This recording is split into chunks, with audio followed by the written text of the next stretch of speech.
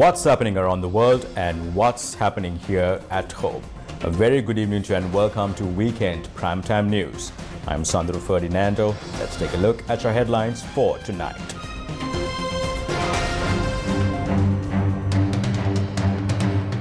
Sri Lanka wins gold at Asian Throwing Championships. Draft constitution for the Sri Lanka Cricket Board presented to the President. Official creditor committee meeting next week.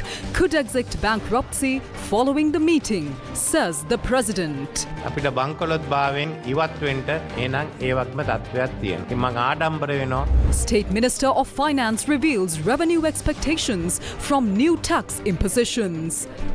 විශේෂයෙන් බලාපොරොත්තු වෙන 100.2ක ප්‍රමාණයක් අමතර ආදායමක් ලබා ගැනීමට should fulfill IMF tax revenue goals without burdening the people, opposition leader says. රාජ්‍ය ආදායම් ඉලක්ක සම්පූර්ණ කරගන්නට බැරි වෙනකොට කල යුතුව තිබෙන්නේ අමතර බදු පැටවීමද එසේ නැතිනම් බදු එකතු කිරීමේ වැඩපිළිවෙල කාර්යක්ෂම කිරීම. Indian Minister of External Affairs to visit Sri Lanka on 20th June. Gammadda steps in to provide Tambatta village in Monaragala a new water purification system.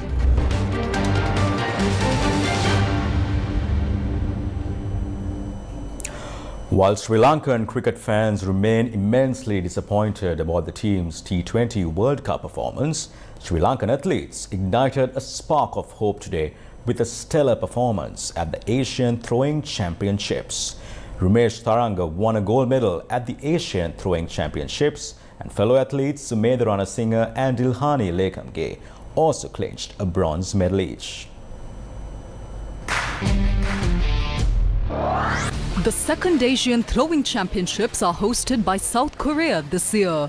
Rumesh Tharanga's performance was 85.45 meters, which is a Sri Lankan record as well as a tournament record. However, he missed the Olympic bid by 5 centimeters as the Olympic qualification standard is 85.5 meters. Meanwhile, Sri Lanka's Sumedha Ranasinghe won a bronze medal in his event. His performance was 77.57 meters. In addition, athlete Dilhani Lekamge won the bronze medal in the women's javelin throw event with a performance of 57.94 meters. The draft constitution prepared by retired Supreme Court Judge K.T. Chitrasiri for the Sri Lanka Cricket Board was presented to President Ranil Wickremesinghe at the Presidential Secretariat today.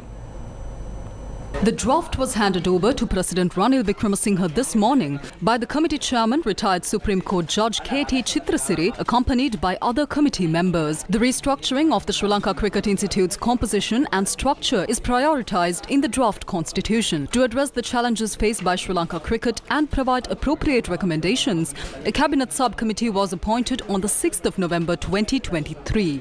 Chaired by Minister of Foreign Affairs and President's Counsel Ali Sabri, the subcommittee included Minister of Power and Energy Kanchana Wijesekara, Minister of Labour and Foreign Employment Manu Shanane Akara and Minister of Public Security Tiran Alas. Following extensive discussions with stakeholders involved in cricket, the subcommittee presented its report to the Cabinet on the 8th of January 2024. The recommendations covered several key areas including the composition and structure of the Sri Lanka Cricket Board, administration, training and the overall well-being of players at various levels such as the national men's and women's teams and the under-19 and under-17 age groups. Emphasis was placed on promoting good governance, transparency, professionalism and accountability within Sri Lanka cricket. Based on the recommendations presented in the report by the Cabinet Subcommittee, the Cabinet convened on the 13th of February 2024 and appointed an expert committee to draft a new constitution for the Sri Lanka Cricket Board. This committee is chaired by retired Supreme Court Judge K.T. Chitrasiri. President Ranil Wickremesinghe says the committee of countries that have officially loaned money to Sri Lanka will meet next week. The president said they expect to exit bankruptcy following the meeting, and the head of state highlighted that achieving this status in less than 2 years is a significant accomplishment. The ceremony to hand over the first phase of the newly constructed 3-story building at the Buddhist Girls National College in Kirimatiyana, Chilau to the students was held today, presided over by President Ranil Wickremesinghe. The president toured the new classrooms and engaged in a friendly conversation with the students. We need to improve the quality of education in this country, include new technology and change old methods. But some people get sick and have many demands. But the children won't wait till this is done. I told those behind this, if they continue to remain the same for 5 more years, the children won't wait. They will move away from advanced level and ordinary level. The president took responsibility at a difficult juncture and handed over the responsibility of education to me. We will complete what we started before going into the next election. There were fuel queues, 14-hour power cuts, gas shortages, no buses for children to go to school, and no fuel for teachers to go for paper marking. That was the state before. Don't lose this opportunity.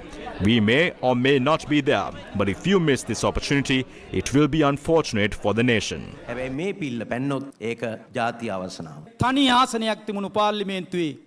only MP who had a single seat in parliament as the president has given us freedom. I accept that I was with you and left. But when you were rebuilding the country, I supported you and gave you strength from the opposing faction in parliament.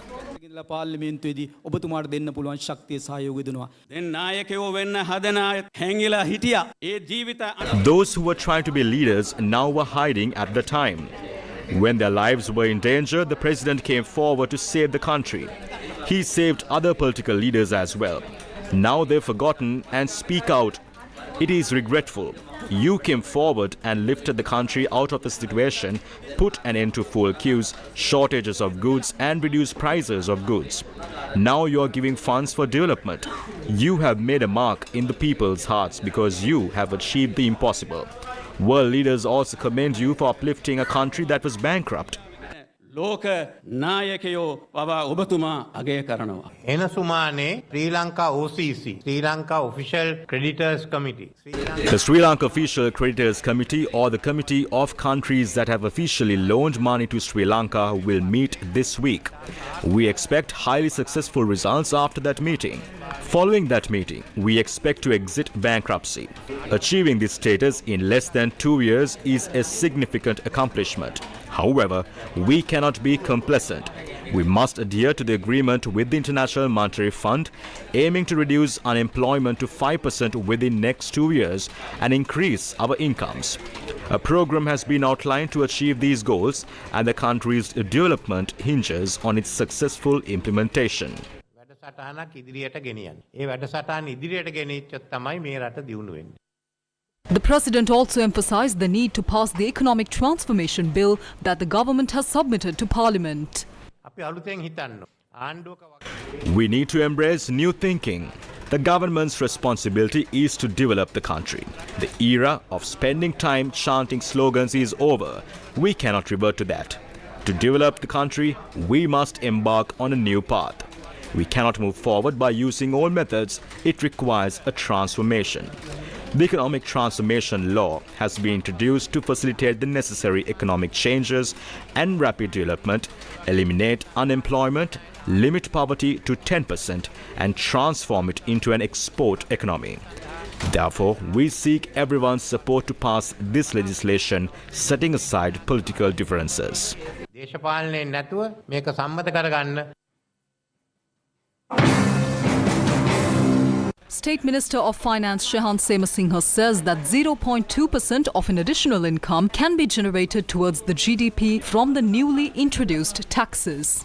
දැන් අලුතෙන් බදු හඳුන්වා දීමක් ගැන කතා කරනවා. විශේෂයෙන් බලාපොරොත්තු වෙන්නේ ආසන්න වශයෙන් දලදේශීය නිෂ්පාදිතයේ. Now there is a talk about introducing a new tax. It is expected that approximately 0.2% of an additional income can be generated towards the GDP. A decision has not yet been taken on how it will be carried out and how it will be implemented. We are hoping to strengthen the digitization in the country and expedite services by digitizing the same. We can move towards making decisions that benefit all and will leave no one behind.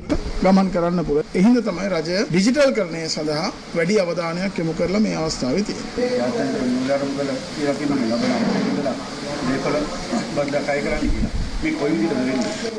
We cannot talk about a mechanism yet. When certain discussions are taking place, we cannot discuss implementation or how it will work until the end of such discussions. This is the response of the SJB. The country needs assistance from institutions like the International Monetary Fund at this time. But we are saying that people should not be put under conditions that will burden them further. For example, it was announced yesterday to charge taxes from people staying on lease in houses and properties. The IMF has put various similar conditions to increase income. Income tax was not collected from those who were on lease before. The decision to impose taxes in those staying on rent or lease burdens the people. Such oppressive proposals should be revised.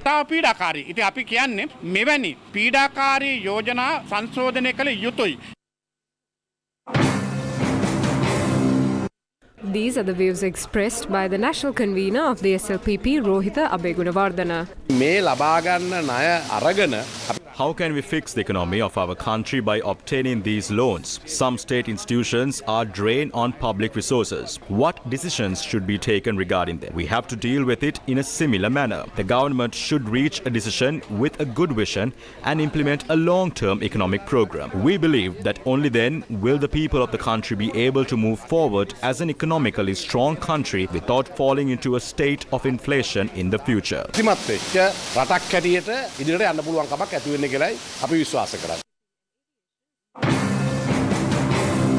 Minister of Ports, Shipping and Aviation, Nimal Siripala de Silva, says that the agreements of the International Monetary Fund are based on principles and concepts. Dr. Harsha de Silva has said that if his faction comes to power, they will change the agreements with the International Monetary Fund. The IMF does not make agreements based on personal relationships, but based on policies and concepts. It is regretful that someone such as Harsha de Silva, who we accept as an educated person and an analyst, is making foolish statements. It is a desperate attempt, and that is unacceptable. There is no other path for us. We have to go on this difficult path.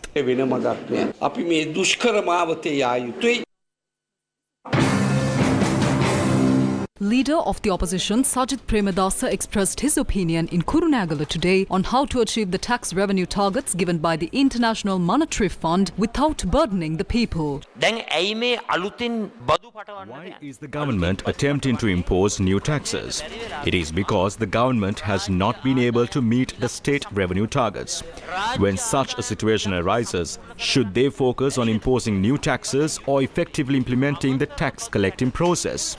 අද ගජ මිතුරු ධන කුවේරීන් කී දෙනෙක් ඉන්නවද?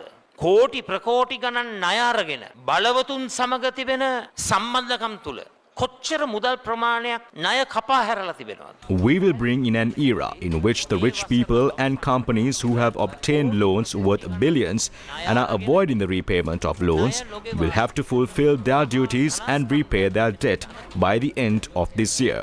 If they fail to do so, we will take strict legal action against them. We will not work to protect wealthy capitalist businessmen due to affiliations. ආරක්ෂා කරන්නට අපි කිසිසේත්ම කටයුතු කරන්න නැහැ කියන එක මම මේ අවස්ථාවේ ප්‍රකාශ කරනවා. This is the opinion of the Democratic National Congress regarding the implementation of the policies of the International Monetary Fund. ආණ්ඩුව පැත්තෙන් ජනාධිපතිවරයා විපක්ෂය එතකොට පාර්ලිමේන්තුව නියෝජනය We saw how the president, opposition and members of the parliament fabricate lies upon securing relief from the IMF. As a nation, we should be ashamed who created this crisis. It was created by people who are elated today by the IMF agreement. Parliament is vested with powers over public finance. They are now tooting their own horn by saying they worked best with the IMF. Is the opposition and government not ashamed to make such statements? What did the 225 MPs do? Parliament has financial power. There are some people who take credit for other people's actions. Similarly, today the politicians are taking credit for the IMF deal and acting like it is their achievement. We saw the IMF conditions. මූල්‍ය අරමුදල අපි දැක්ක විවිධ කොන්දේසි දැම්ම මීමැස්සෝ අර මල් වලින් රොන් ගන්නවා වගේ මල්ල නොතලනේ රොන් ගන්න ඕනේ. ඒ වගේ තමයි මිනිස්සු පීඩාවට පත් නොකර තමයි බදු අය කරගත යුත්තේ. Similarly, you must impose taxes without burdening the people. They are trying to ride on someone else's victory today when they could not even implement the conditions without burdening the people. None of them were able to formulate a proper plan till the IMF formulated a plan for us. බැරුව ගියා ජාත්‍යන්තර මූල්‍ය අරමුදල අපට සැලසුමක් දෙනකන් අපිට උඩ බලාගෙන ඉන්න සිද්ධ වුණා.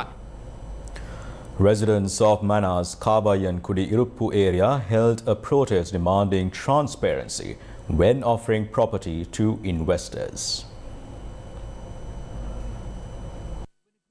The local residents of the area engaged in this protest, demanding information on what basis an area of land in Kabayan Kudi Irup area of Mana was given to the Adani Group for investment purposes. Newsfirst correspondent said that this situation arose when a group of people went for an inspection in the respective area. What are they trying to do in a closed land? They're saying it's solar. We have no objection to that. But if they say they are constructing a wind power plant in this land, we will not allow it. Inform us regarding this matter in writing. We came here because we heard that they are digging out soil. What should we do about this? We must know their next course of action. If they construct a wind power plant here, we will fight against it. When inquired by Newsfirst, Mana District Secretary K. Kanageswaran said he will discuss this matter with the President as the head of state is scheduled to visit Mana tomorrow.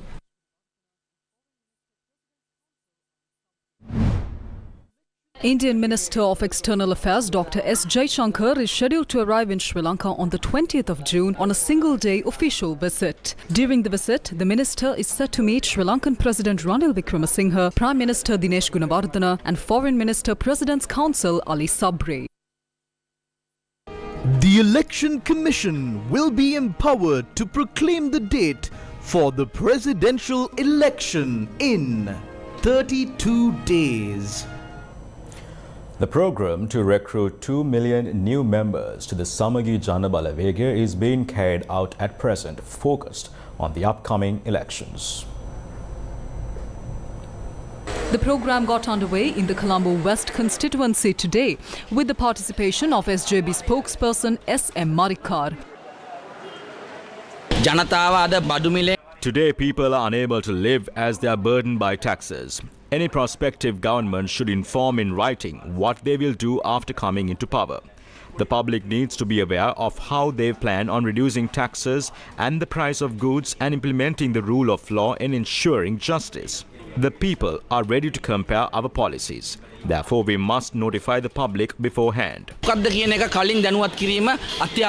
A party propaganda program was carried out in the Kegol constituency. This program was carried out with the participation of the national organizer of the Samagi Jana Balavega, Tissa Attanayaka.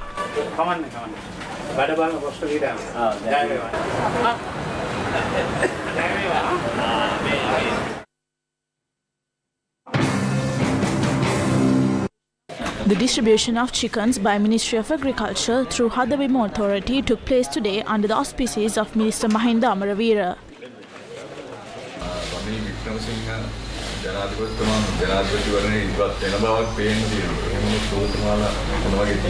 අපි පක්ෂයක් විදියට තීන්දුව ගන්න සන්දානයක් විදියට. අපි සාකච්ඡාවක් කරලා තමයි අපි තීන්දුව කරගන්න වෙන්නේ. නැතු කෙලින්ම ගිහිල්ලා අපි මේ වැඩ කරනවා කාටවත් කියලා එහෙම තීන්දුවක් කිසිසේත්ම අරගෙන නැහැ.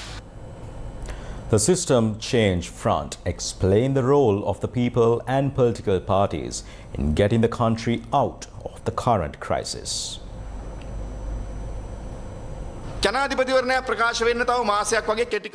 There's only about a month for a presidential election to be announced.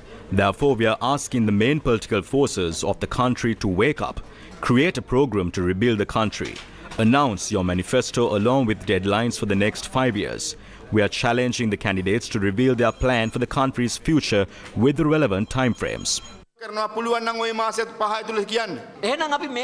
This is the issue. What should be the primary focus in forming a government? It should be to form a government that fears the people and a government that will refrain from lying to the people. The political parties in our country are asking for power. What are they doing? They're once again preparing to form a government that does not fear the people. We must defeat this situation. National wealth එකේ ආදායමේ 130ක් යන්නේ 101කට. 30% of national wealth is only spent on 1% of the population. They too are working with the 225. Therefore, the others do not have a say. It is very difficult to change the current system because even though an election, the same group of people will be re-elected. It is an issue in the selection system. There is corruption in the country. If we completely eradicate political corruption in this country, we may be able to achieve the desired political recovery. Everyone has been saying they do not want all 225. This is the most crucial election. People need to understand how best to utilize their precious vote. They have the opportunity to create a country where effective legislation can be passed by Parliament for a better tomorrow through their vote. Parliamentarian Rajitha Senaratne says that in order to pull the country out of crisis, the current economic program must continue. අතරගත්තට පස්සේ යම් තාක් දුරකට ඇවිල්ලා තියෙනවා. අපේ ඔක්කොගෙම යුතුයකම අපි ආණ්ඩුවක් පිටෙව්වත් කවුරු ආණ්ඩුවක් පිටෙව්වත් මේ වැඩපිළිවෙල එහෙමම ඉදිරියට ගෙන යනවා න ะ. ඒක විතරයි ඡන්ද ප්‍රතිඵලය මම නම් දකින එකම මේ සැරේ ජනාධිපතිවරු. ඔබතුමාලා මේ සම්දානයක් හදනවා කියලා මේ කතා බහක් තියෙනවා මොකක්ද මේ කාරණා? මේ විනාශ කරපු රට නැවත ගොඩනගනකොට ඇවිල්ලා අපිට ඒක කරගන්නට බැරි වුණොත් එතකොට අපේ ජීවිතේ ඊටත් වඩා අනතුරුදායක තත්යකට පත් වෙනවා. මෙන්න මේ කතිකාවත කතා කරගන්න තමයි අපි විශාල පිරිසක් අපි එකට වාඩි වෙලා තියෙන්නේ. එතකොට මේ සම්දානේ කොතෙන්ටද අවසානයේ ලඟු වෙන්නේ? අපි මේ සම්දානේ මගින් අපි සියලු නායකින්ට කතා කරනවා. දැන් අපි බලාපොරොත්තු වෙනවා අපි 100ක විතර මෛත්‍රීවරු පිරිසක් හදා ගන්නට. මේ අපි සහයෝගය දෙන්න මේ කොයි කට්ටියද මේ අපිත් එක්ක මේ වැඩ පිළිවෙලට එන්නේ. රට ගලවා ගැනීමේ වැඩ පිළිවෙල. ඔබ ඇතුළු ඉන්නේ දැන්ට තියෙන දේශපාලන මතින් ස්වාධීන වෙලාද නැත්නම් ඒ අදහස ඉන්න ගමන්ද මේ සම්දානේ? නෑ ඒ පක්ෂවල ඉන්න ගමන්ම තමයි ඔක්කොම සහභාගී වෙන්නේ. The Election Commission will be empowered to proclaim the date for the presidential election in 32 days. Veteran journalist and senior cameraman Kenneth Virakuri, who served in the field of electronic media for over 2 decades, passed away yesterday. He was 56 years old at the time of his demise. Kenneth Virakuri, born in March 1968, completed his schooling at Royal College, Colombo. He was a distinguished student and later a lecturer at Shripati Dharma Vidyalaya in Kasbaba. In 1988, Kenneth Virakuri joined the inaugural group of the NISCO video course launched by the National Youth Services Council. Upon completing the program, he began his professional career as a video cameraman. As a freelance video cameraman, he joined MTV Channel Private Limited in 1998. He subsequently worked for 2 years at Swarnavahini. In 2000, Kenneth Virakuri joined Sirasa TV as a permanent employee. He had many proud moments in his career, operating the camera for popular Sirasa TV programs, including covering an Air Force cycling tour from a helicopter. As the senior cameraman for the first season of Sirasa Superstar, Kenneth Virakuri significantly contributed to shaping the show.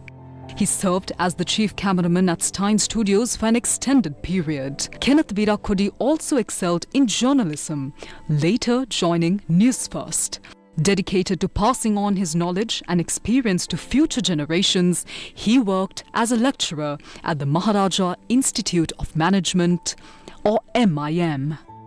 His last role was as the national organizer of Gammadda. Kenneth Virakuri's remains are currently at the A.F. Raymond Funeral Parlour in Boralla. His final rites will be conducted tomorrow in Boralla.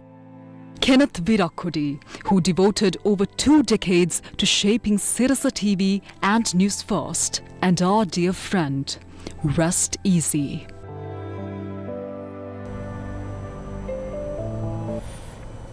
For over a decade, Gammadda has walked the length and breadth of Sri Lanka, identifying perennial issues all corners of the country and also bringing about solutions. To date, Gammadda has completed a plethora of projects including road bridges and building with public support for the benefit of the people.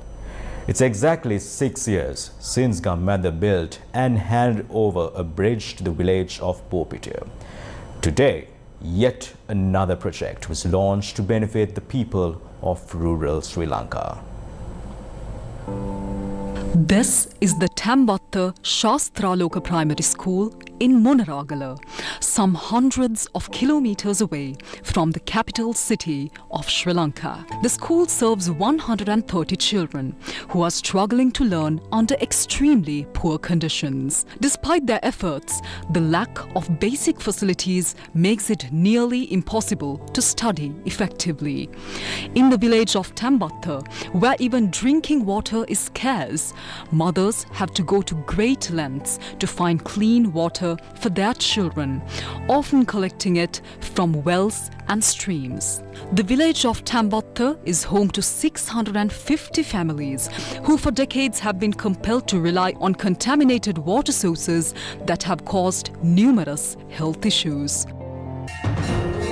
Recognizing this critical issue, the Gammadda team took the initiative to provide clean water to both the village and the school. With the support of the Sri Lanka Navy, a reverse osmosis water purification system is being installed on the school premises. Mrs. Sarojini Munasinghe and Mr. A.H. Munasinghe from Colombo 7 are generously contributing to this project.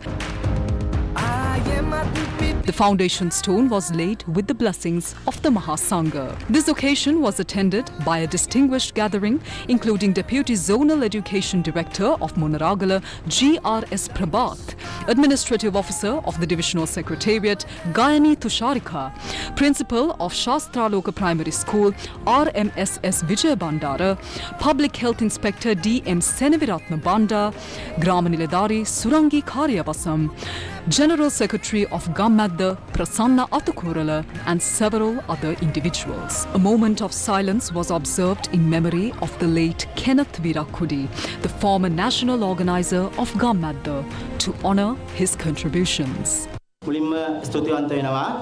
I extend my heartfelt gratitude to the Gammadda team for this noble act. Providing water to a village and a school is a tremendous service. Water is essential for everyone, and this deed is truly a blessing. The event was further enriched by the performances of the talented students of the school.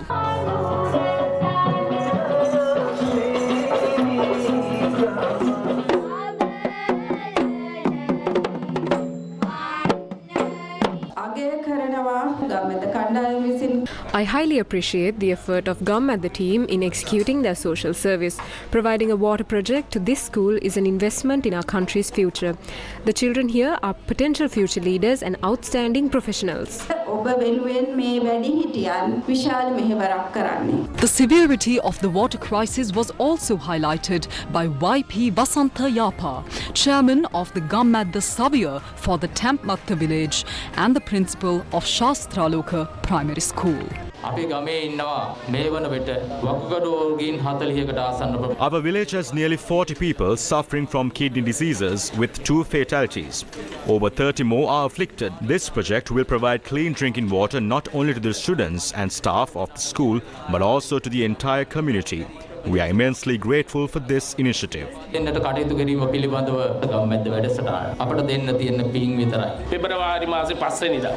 I joined the school on February 5th, I faced numerous challenges. There was no drinking water available and the village received water only once a week, which was insufficient. Gammadda General Secretary also addressed the gathering. In 2 months, we aim to complete this water project and provide safe drinking water to all children and residents of the village. The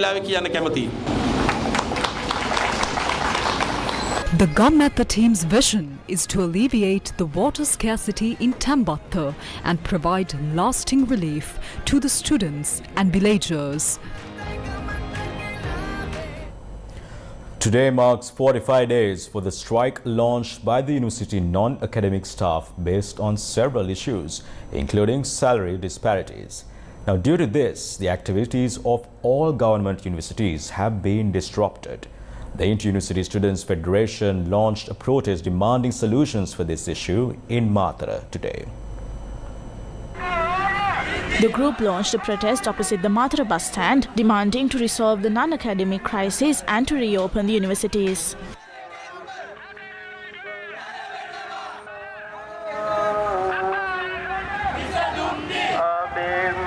විශ්වවිද්‍යාල ප්‍රතිපාදන කොමිසම් සභාවට පත් රනිල් රාජපක්ෂ ආණ්ඩුවට උමනාවක් නැහැ. මේ අනධ්‍යයන සේවකයන් ගැටළු ප්‍රමාණය විසඳලා විශ්වවිද්‍යාලයට නැවත විවෘත කරන්න. Patients at the Maharagama Apeksha Hospital are suffering due to the shortage of several drugs used for chemotherapy. President of the Society for Government Pharmacists said that the relevant drug is sold for rupees 100,000.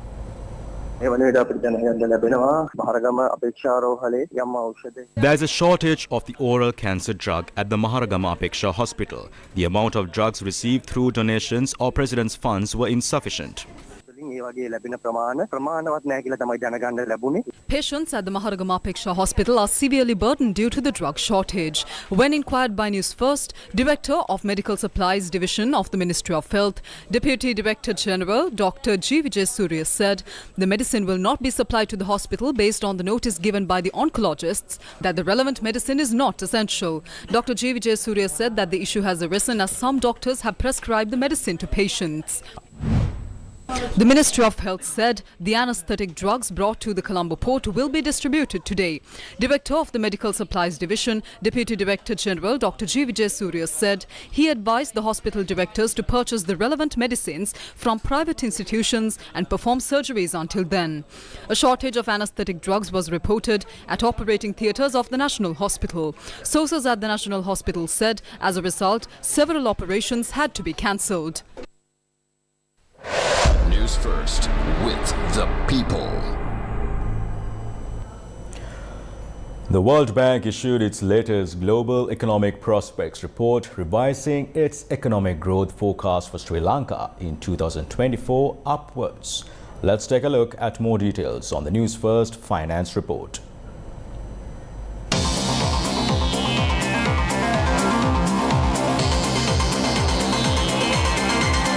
The News First Finance Report. The World Bank has revised its economic outlook for Sri Lanka, projecting a modest expansion of 2.2% in 2024. This marks a positive shift, up 0.5 percentage points from their January forecast. The improvement is attributed to a gradual rebound in tourism and remittances. The report, titled Global Economic Prospects, predicts further growth in the coming years, with Sri Lanka reaching a projected 3% by 2026. However, this optimistic outlook hinges on successful debt restructuring negotiations and the implementation of structural reforms.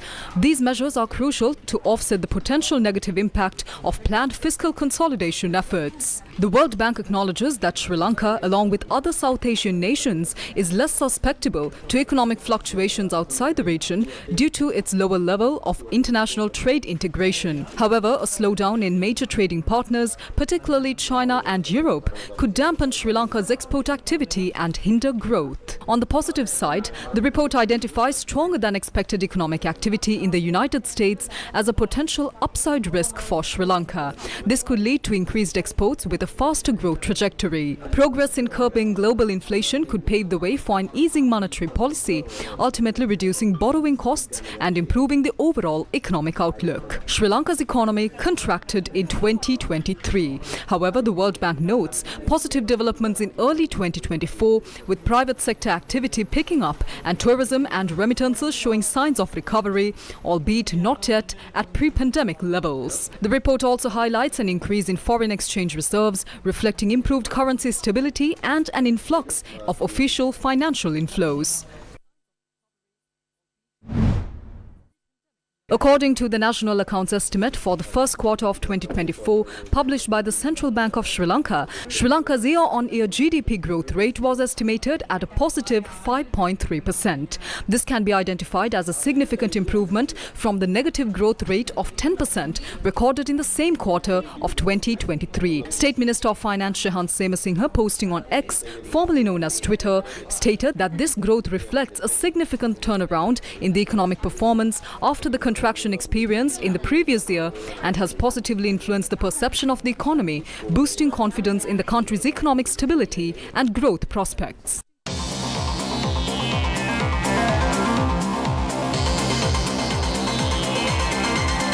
The Newsfirst Finance Report. The 50th anniversary celebration of Sri Lanka's Sumitro got underway in Colombo today. Sri Lanka's Sumitro is a government-approved charity founded in 1974 by the late Mrs. Joan DeMel. In line with the 50th anniversary of the organisation, a first-day cover and a stamp were issued. Dr. Vinya Aryaratna delivered the keynote address at the event. When we look at the prevalence of mental health disorders, depression, anxiety, substance abuse are prevalent. Studies suggest that around 13% of our population may suffer from some form of mental disorder. The armed conflict from 1983 to 2009 has left a lasting impact on the mental health of many Sri Lankans, with high rates of PTSD and other trauma-related disorders among those directly affected by the conflict. Despite reductions in suicide rates over the past decades, Sri Lanka still records a higher than global average rate of suicide. Economic hardships, unemployment, particularly youth unemployment, is very high in Sri Lanka, over 22% for the youth between 16 and 22, and from 25, and from 26 to 29, another 9%, so nearly 30% of youth in Sri Lanka unemployed. That leads to mental distress and then also contributes to suicides. First Lady Maitri Wickramasinghe was the chief guest of the event. Unlike in the 80s and 90s, by the 2020s, understandings pertaining to gender have become expanded and diversified. The way in which people feel about themselves and their gender do not always match their biology. The Sri Lankan LGBTQI++ communities and their allies have been struggling and fighting for their rights for decades. Given the misery of those whom societies have condemned due to what they believe are abnormalities, I think that we need to overcome our subconscious assumptions and cultural prejudices. In order to do so, we need to be open and be ready to understand and to be conscious of the terms, vocabulary, and definitions related to gender identities that are now being recognized and accepted globally as never before. As a country, we need to formulate our own solutions, policies, and laws. The 48th Annual Regional Convention of Wise Men's International was held in Colombo today. Wise Men International Sri Lanka, which is a service club in partnership with the Young Men's Christian Association, held its 48th Annual Regional Convention in Colombo today. The Annual Regional Convention is held to provide the entire membership the opportunity to meet, review and express the community service projects done by all clubs in the region throughout the year and also plan programs for the upcoming year. The session was graced by Area President of the Asia Pacific Area, Keiko Tonegawa, as chief guest, Reverend Saman Pereira, President, National Council of YMCAs, as guest of honor, and Romesh Moraes as the guest of honor. Badges of office were also presented to the incoming regional office bearers by the outgoing office bearers. Today is day 25 of the third phase of the LOLC Devi Savia program, which is being carried out for the betterment of Sri Lanka's future generation. Under this program, exercise books and stationery equipment required for 1 year are distributed free of charge to government schools with less than 150 students. Today's program is centered around the North and South education zones of the Kilinochchi district. Accordingly, exercise books and stationery equipment were donated to students of the Masar Government Tamil Mixed School, Palay Roman Catholic Tamil Mixed School and the Kondavalai Mahavidyalaya this morning. In addition, exercise books and stationery equipment were donated to students of the Kovilyalal Church of Ceylon Mixed School, Kilali Roman Catholic Tamil Mixed School, Karukkaitu Mahavidyalaya, Skandapuram No. 1 Government Mixed School and the Mayavannur Vidyalaya. The LOLC Divi Savya program continues to forge ahead for the future generation of Sri Lanka. Muslim pilgrims converge at Mount Arafat for day-long worship as Hajj reaches its peak. Following the footsteps of prophets beneath a burning sun, Muslims from around the world congregated Saturday at a sacred hill in Saudi Arabia for intense day-long worship and reflection. The ritual at Mount Arafat, known as the Hill of Mercy, is considered the peak of the Hajj pilgrimage. It is often the most memorable for pilgrims who stand shoulder to shoulder, feet to feet, asking God for mercy, blessings, prosperity and good health. The mountain is about 12 kilometers southeast of Mecca.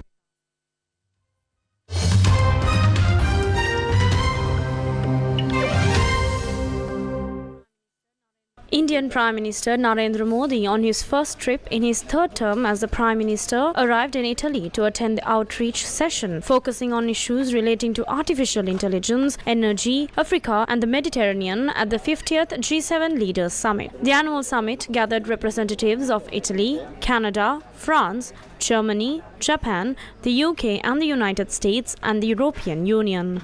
On the sidelines, Modi also held bilateral discussions with the UK counterpart Rishi Sunak, French President Emmanuel Macron and Ukrainian President Volodymyr Zelensky. He also met with the US President Joe Biden and the Canadian Prime Minister Justin Trudeau. Prime Minister Modi also met with Pope Francis, and posting on X, formerly known as Twitter, Modi stated that he has invited Pope Francis to visit India. South Africa's parliament has re-elected Cyril Ramaphosa as the country's president following a landmark coalition deal between the governing African National Congress and opposition parties. The new government of national unity combines Ramaphosa's ANC, the centre-right Democratic Alliance and smaller parties. In his victory speech, Ramaphosa hailed the new coalition and said voters expected the leaders to, quote-unquote, to act and to work together for the good of everyone in our country. The agreement was hashed out on a day of high political drama, which saw the National Assembly sitting late into the evening of votes to confirm who would hold power in the new administration.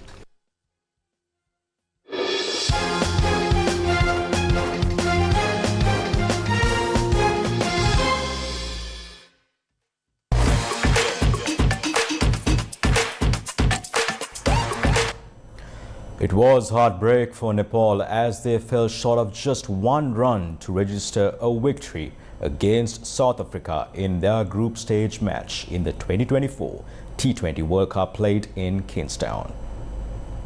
This moment is all that I've been dreaming of. In a nail-biting encounter, South Africa, batting first, scored 115 runs for the loss of 7 wickets.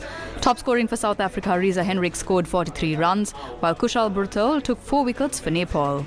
Chasing a modest target, Nepal got off to a steady start, with Asif Sheikh anchoring the innings with a classy 42.